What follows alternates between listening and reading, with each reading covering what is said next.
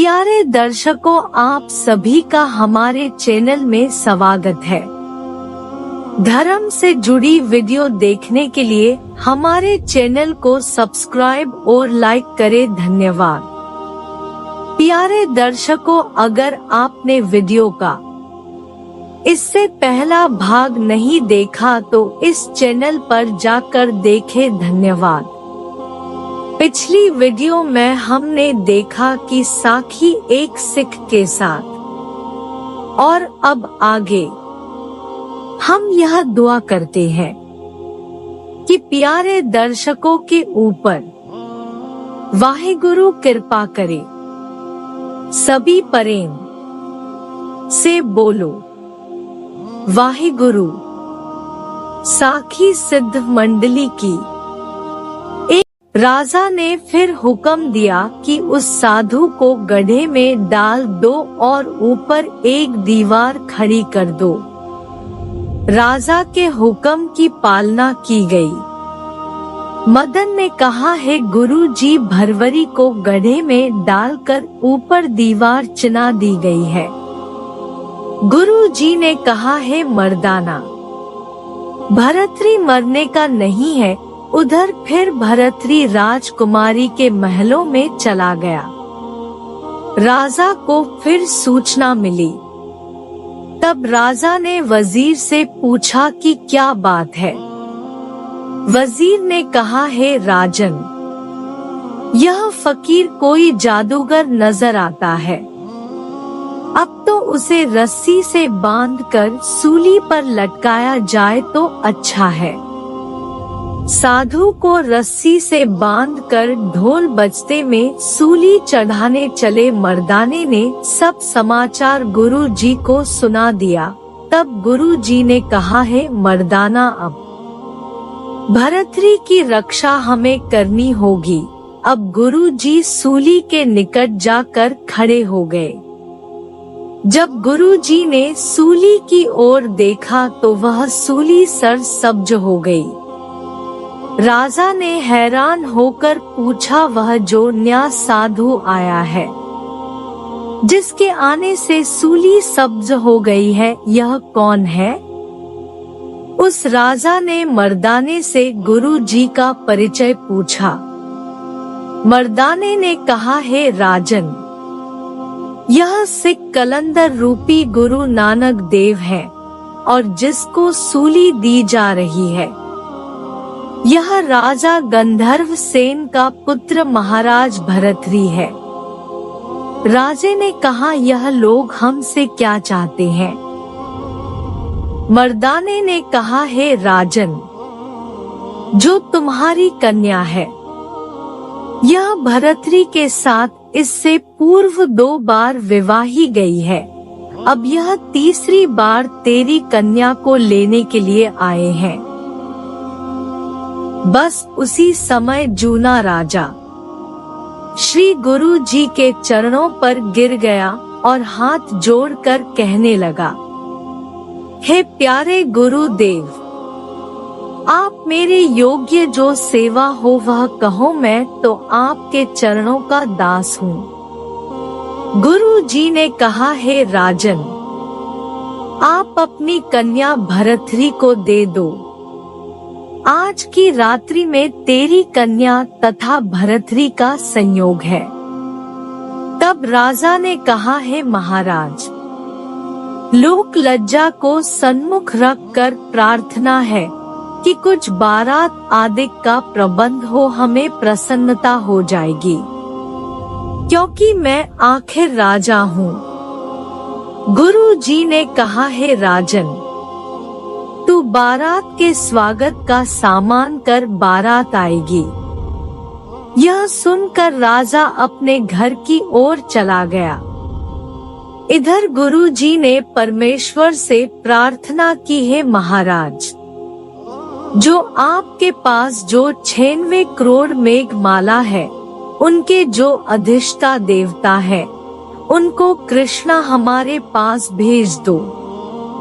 बस फिर क्या था, देवताओं की बारात सज गई। बाजे बजाने वाले, नृत्य मंगल करने वाले सभी देवता आ गए। उधर राजा को सूचना मिली, हे राजन, बारात इतनी है कि तुम्हारे राज्य में उनके बैठने को भी स्थान नहीं है। राजा ने सोचा कि मैं यदि अपने सारे राज्य की सामग्री भी जुटा लूं तब भी एक समय का भोजन एकत्र नहीं हो सकता। तब राजा ने अपने कंठ में कपड़ा डाला और श्री गुरु नानक देव जी महाराज के चरणों में आ गिरा और कहने लगा, हे गुरुदेव, यह आपकी अपार माया तो मेरी बेइज्जती करने पर तुल गई है।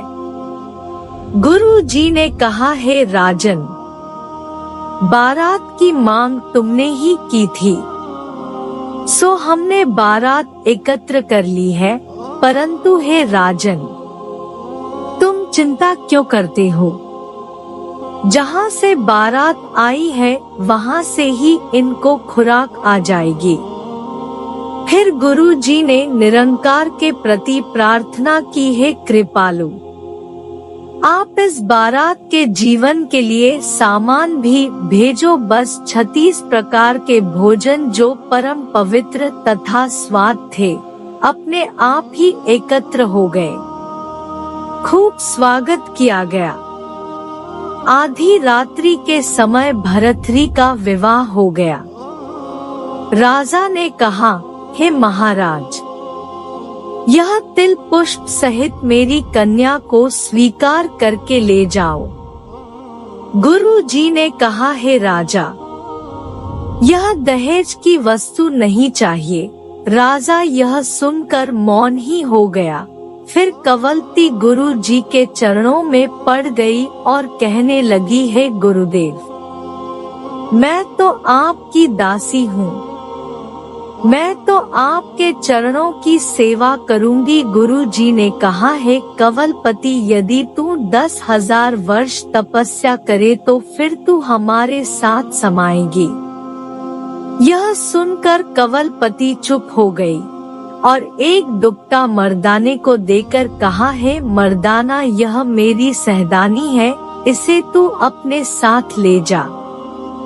अब वहाँ से विदा हुई। तब मर्दाने का रबाब चलता नहीं था। उस समय गुरु जी ने कहा, हे मर्दाना, यदि कोई वस्तु किसी गृहस्थी की तुम्हारे पास है तो वह लौटा दो। मर्दाने ने कहा, हे महाराज, मेरे पास रानी का दिया हुआ एक दुपट्टा है। गुरु जी ने कहा, दिखाओ। तो जब देखा गया तो वह दुपट्टा 10,000 रुपए कीमत का पाया गया। मर्दान ने कहा, हे महाराज, मैं किस मुंह से ले आया हूँ और अब किस मुंह से वापस करूँ? गुरु जी ने मर्दाने के मुख पर हाथ फेरा तो मर्दाने का दाढ़ा सफेद हो गया। तब गुरु जी ने कहा, हे मर्दाना, जाओ उस मुंह से लाए थे और इस मुंह से वापस कराओ।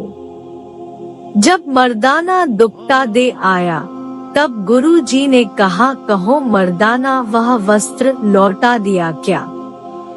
मर्दाने ने कहा, हे गुरुदेव, आपकी आज्ञा का पालन किया गया है। इसके पश्चात सभी वहाँ से उड़कर सिद्ध मंडली में आ गए। सभी को आदेश किया, कुशल मंगल पूछा।